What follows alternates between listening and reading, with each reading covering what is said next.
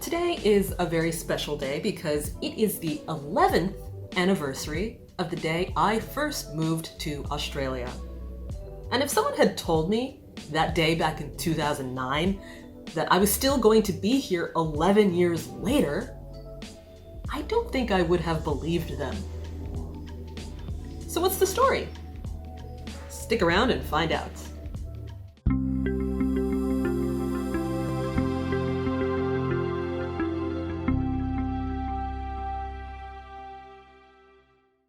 Hi, I'm Leslie and I am a life coach based here in Brisbane, in sunny Queensland. I'm originally from the US, I'm also Peruvian, and I've lived in a few different countries, but Australia is where I've lived the majority of my adult life. I became an Australian citizen in 2014, and since becoming a citizen, I've gotten married, I've had a child, I've changed careers and started a business.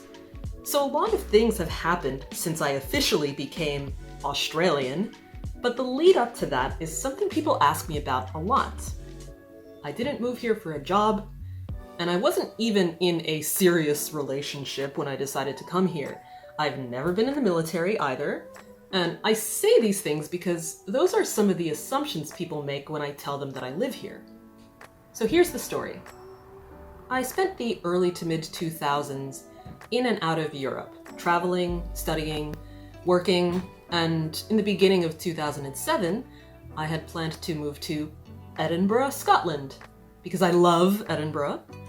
But a couple of weeks after I arrived, I ended up getting back together with my ex-boyfriend, who was English, so I got on a train to England, to York, and moved in with him. I got a job with Network Rail. I had a nice time, but I knew I couldn't legally stay in the UK unless we got married, which we didn't want to do. And we eventually broke up again.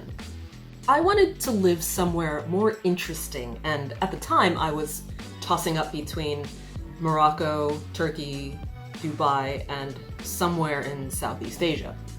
In the end, I chose Vietnam. I did spend some time in the Middle East on my way there. I entered Southeast Asia through Singapore and traveled through Malaysia and Laos before entering Vietnam, and eventually I set myself up in Saigon, or Ho Chi Minh City. I was in Ho Chi Minh City for 4 months before I started looking for work, and at some point in amongst all of that, I got on a bus to Cambodia, and I ended up in Siem Reap, which is home base for where people go to visit the temples at Angkor Wat. Back then, I was very much a solo traveler. Check out my video about that. And I was staying in this lovely little guest house where I met these 3 Aussie guys from Melbourne. We hung out, we traveled to Phnom Penh together, I finally got to eat a tarantula, and I became quite friendly with one of them. After we all went our separate ways, that guy and I, we stayed in touch, and a year later, he came back to Vietnam and we spent some more time together. And that's when he floated the idea of me coming to Melbourne to visit him.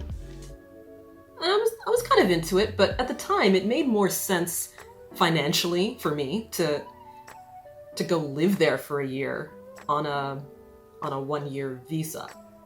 And that visa would allow me to live there and work there for a year, and it'd be better than just popping down for a visit. But I didn't leave right away. It was a really hard decision, and it took a while to commit to it, because I didn't know this guy that well. We'd only spent a couple of days together by that point. I had no idea what I was going to do to make money, and at that stage, frankly, I didn't think Australia was going to be a very interesting place to live. I was considering going back to the Arabian Peninsula or North Africa after I was finished with Vietnam, or just somewhere less culturally Western. And I was still enjoying living in Vietnam, but spending just 1 year in Australia didn't seem like that big a commitment in the grand scheme of my life. And I could go and do my own thing, travel around the country for a while. Like, I knew it didn't have to be about that guy.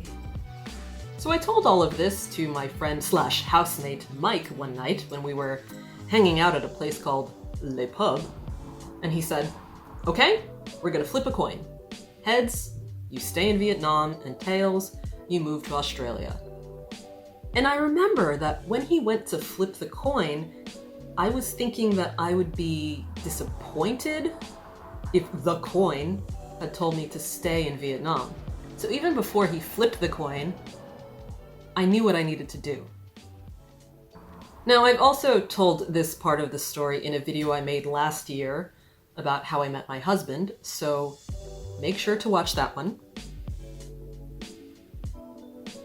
On my way to Australia, I flew to Bali and spent about a week there just decompressing, just giving myself a little holiday before beginning this new chapter of my life.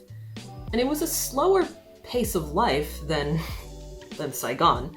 So it was a nice transition because when I arrived in Melbourne, for the first month or so, it felt like life had just stopped.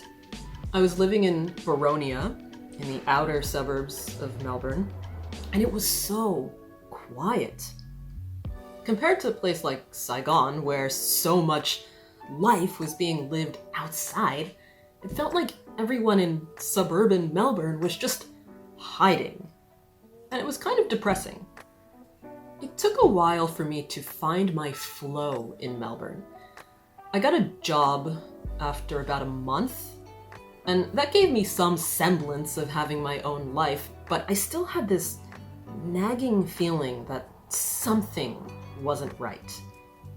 The guy and I were officially a couple at this point, and in hindsight, I think we just sort of fell into the relationship. We did do some fun things and have good experiences, but there was no honeymoon period, and I had this persistent feeling of being dragged down pretty much the whole time we were together. When we left Boronia and moved to Camberwell, things were a little better for a while, but that didn't last. There was a lot of emotional abuse. And in fact, one of the reasons I applied for permanent residency in Australia at all was because he insisted on it, and I didn't have any pressing reasons to leave at the time, or nothing that he thought was valid. So I just kind of went with it.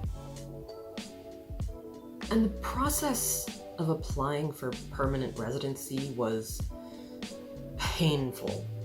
Partly because the guy was my sponsor, so I felt beholden to him. The visa I applied for was a de facto partner visa, which meant that I had to prove that we had been in a committed relationship for a certain length of time. Then I would be granted temporary residency, and if I stayed out of trouble for a while, then permanent residency.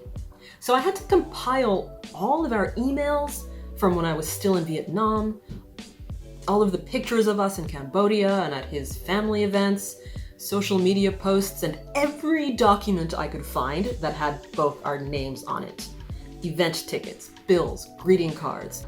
And what was especially difficult about that process was that I wasn't even sure that I still wanted to be in a relationship. When I lodged the application, I was granted a bridging visa, which meant that I could stay in the country while they assessed my application, but I was still bound by the restrictions of my original visa. It also meant I couldn't leave the country at all during that period. So I was in limbo on a bridging visa for about 9 months because I had a hell of a time getting a clear police check from Vietnam, and immigration would not grant me a waiver despite all of the proof that I gave them, showing what I had gone through to try to get this thing. But I eventually got that police check, and I eventually got my temporary residency, and then my permanent residency. And I'll be honest, I thought the issues that I was having in my relationship at the time would dissipate somewhat after I got my PR, because now I was a bit more independent, so even if we had broken up, I could still stay in the country if I wanted to. But things didn't get better. By then, I had grown a friend group of my own through my university job and also through the Melbourne parkour community. But for about 3.5 years at that point, I had been stuck in an emotionally abusive relationship with a guy who had never once, in that whole time, told me he loved me. Those were words that neither of us said to each other, ever. Not once in 3.5 years. The thing that finally gave me the push to leave that relationship was meeting my husband Tony on a parkour trip in Townsville and Magnetic Island. Watch the video where I tell that story because I go into a lot more detail there. After my breakup, I moved from Camberwell to Coburg North, where I lived with a couple of friends in this amazing warehouse where we did our indoor parkour training, and they also did stunt training and a bunch of other things. Tony was based here in Brisbane at the time, so we had a long-distance relationship for a year. And then I moved to Brisbane in December of 2013 because we realized it would be easier for me to find a decent job here than it would have been for him to do so in Melbourne. And also because his parents live around here. I had already been approved to apply for citizenship while I was still in Melbourne, and the paperwork for that was much easier than my first residency application. So I was just waiting to hear back, but I wasn't in a huge hurry at that point. And then a funny little thing happened. I was unpacking my back load that had just arrived on a truck from Melbourne, and I had this big mirror that my friend Chippa had made a little secure packing system for. So when I unpacked this mirror, I found an envelope. It was a letter. It was my invitation to attend my citizenship ceremony on Australia Day, the 26th of January 2014.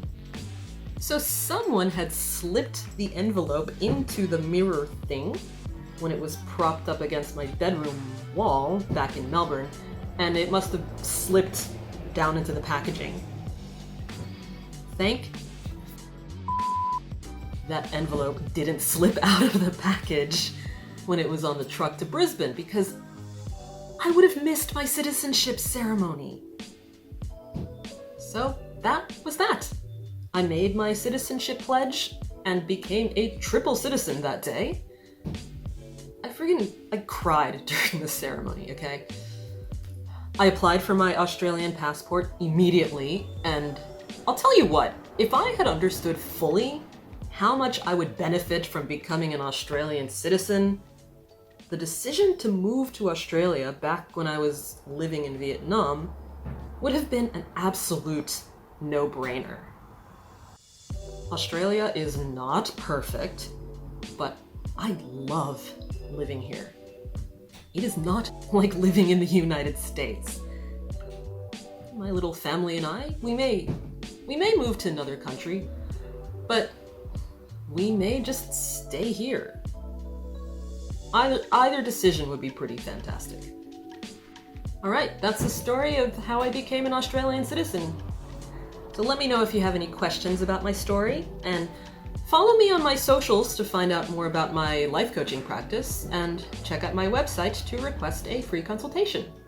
Also, be sure to give this video a big thumbs up and subscribe to my channel for more stories and content related to personal development, relationships, and navigating major life choices.